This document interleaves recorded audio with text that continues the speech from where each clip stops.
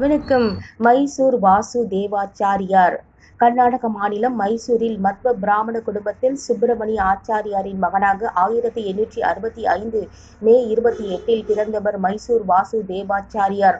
இவர் மைசூர் அரண்மனையின் முதன்மை இசை கலைஞரான வீணை பத்மநாபையாவிடம் இசை பயிற்சி பெற்றார். மைசூர் மகாராஜா நிதியுடன் தமிழகம் வந்து பட்டணம் சுப்பிரமணிய ஐயரிடம் இசை பயிற்சி பெற்றார். தொடர்ந்து மைசூர் மகாராஜா கல்லூரியில் சேர்ந்து சமஸ்கிருதம், காவியம், நாடகம், இதிகாசம், புராணம் ஆகியவற்றை கற்று மைசூர் அரண்மனையின் ஆஸ்தான வித்வானாக பணியாற்றினார். சமஸ்கிருதம், தெலுங்கு மொழிகளில் 200க்கும் மேற்பட்ட கீர்த்தனைகளை இயற்றி வாசுதேவ கீர்த்தன மஞ்சரி என்ற நூலாக வெளியிட்டார். தமிழகத்தில் பிரபல நாட்டிய கலைஞராக இருந்து சென்னை அடையாறில் கலாஷேத்ரா என்ற நாடகப் பள்ளியை நிறுவிய ருக்மணி தேவி அருண்டில் அழைப்பை ஏற்று கலாஷேத்ராவின் ஆலோசகராக சேர்ந்து ராமாயண நடன நாடகங்களுக்கு இசையமைத்தார்.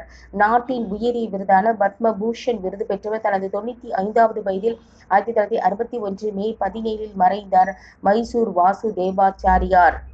நன்றி.